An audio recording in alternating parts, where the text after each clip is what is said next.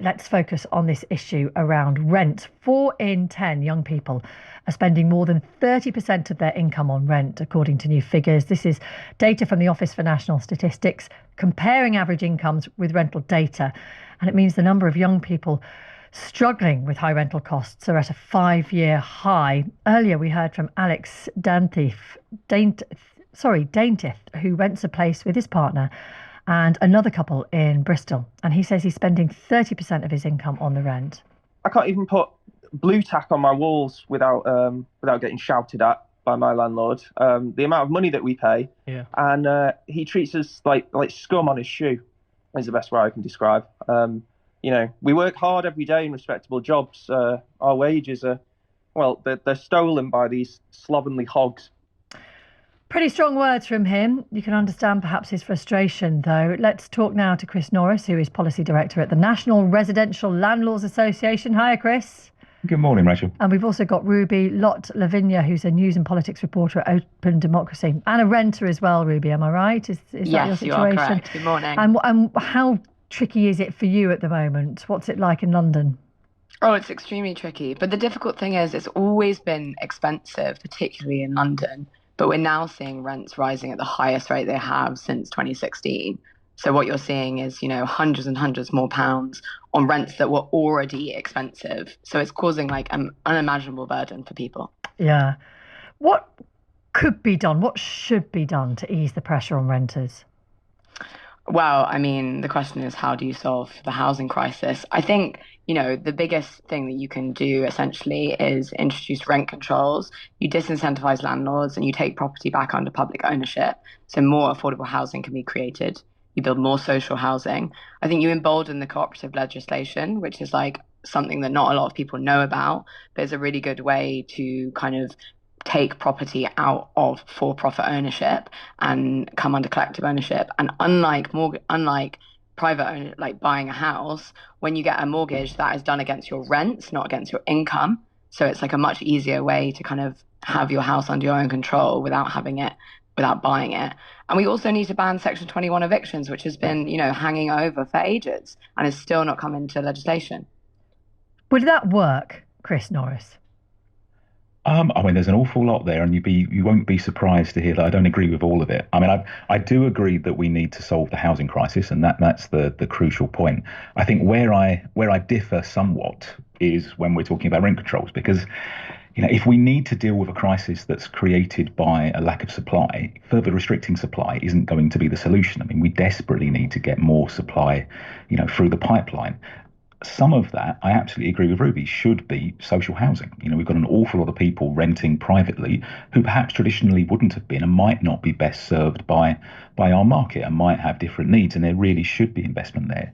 But above all, we need to make sure that we're getting more housing out there, more available housing, and that's what's going to start to bring down some of those costs, or certainly some of those pressures. What we also need to do is address the cost of providing housing, because the reason that these rents are starting to go up again is that landlords' costs are going up exponentially, and particularly around the kind of maintenance costs and the tax costs around those businesses. Right. Do you accept that, Ruby, that if you start imposing rent controls, effectively you're just going to take houses out of the stock? I think there's quite a lot to say here. So firstly, building housing is not a quick term solution, right? The effects of building more housing does not come into play for years, really. So rent controls are an immediate thing that can be introduced to deal with an emergency crisis, which is what we're seeing at the moment with cost of living.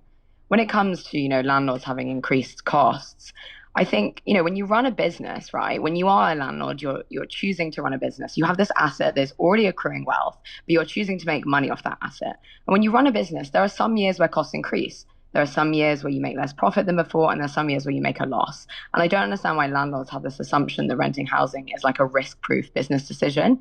And remember, if a landlord makes no money in 1 year from their tenancy, they still have an asset that they, can liquidize and sell.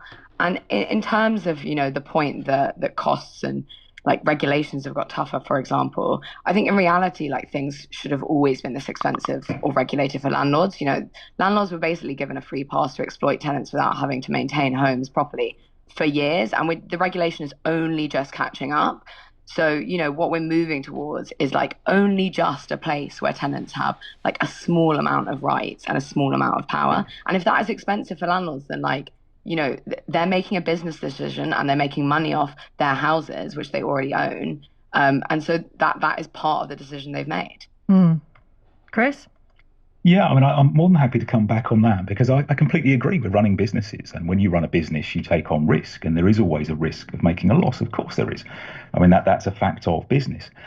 However, I think if you're going to apply that logic, which we should, the other half of that argument is that it's incumbent on any responsible business to try and take actions to avoid making a loss. And those actions will be a range of things, ranging from reducing investment in that stock, which we don't want to see. We want to make sure that we see landlords investing in good quality housing, potentially increasing prices, which is what we're starting to see here. But perhaps most worryingly, also withdrawing the product or the service that isn't making a profit. Because at the moment, we're not talking about landlords' margins being squeezed. We're talking about landlords in lots of parts of the country being unable to make a return on investment. And they're not social landlords, they're not charities. They will start to withdraw that property. How much are letting agents stoking all of this? Interesting text from Paul, who's a landlord in Warwick. He says, agents have a responsibility. I get asked regularly by the agent if I want to increase rent and renew contracts. Tenants can just stay on to rolling contracts. I prefer to have good tenants on a rolling contract with rent reviews every 3 years or so. Agents do very well from reletting, contract renewals and rent increases. They're also in competition for landlords. They absolutely do very well from that. And I think it is interesting to look at the difference in the speed in which rents have gone up in terms of new tenancies, new properties entering the market, and those with existing tenants in situ, because your texter there is absolutely right. The vast majority of landlords want to keep a good tenant in situ. They don't want the cost of churn, and they don't want the hassle of rearranging contracts. But a lot of agencies, as you said there, it's in their interest to push some of that activity. Yeah. Practically speaking, whilst a lot of people may find your argument attractive, Ruby, it's unlikely that, well, in particular, this government, or will it be down to local authorities, will impose rent controls. Is there anything else that can be done to alleviate the kind of financial pressures renters are facing? I mean, I agree in a sense that, landlords are not providing a charity. I understand that they want to make money off their business, and it's not their fault that we live in a society with a government that, has sold off a huge amount of social housing stock and that does not value the rights of tenants, because, it is largely a government that is full of landlords.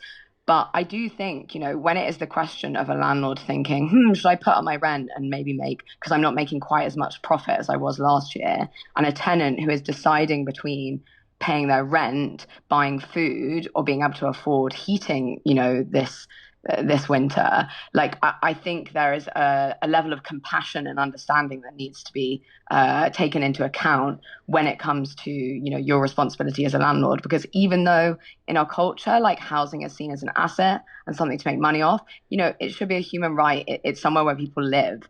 And that gets forgotten, I think, a lot, in this conversation. Yeah, thank you very much to both of you. Chris Norris from the National Residential Landlords Association, and Ruby Lott-Lavigna from Open Democracy. You can react to that.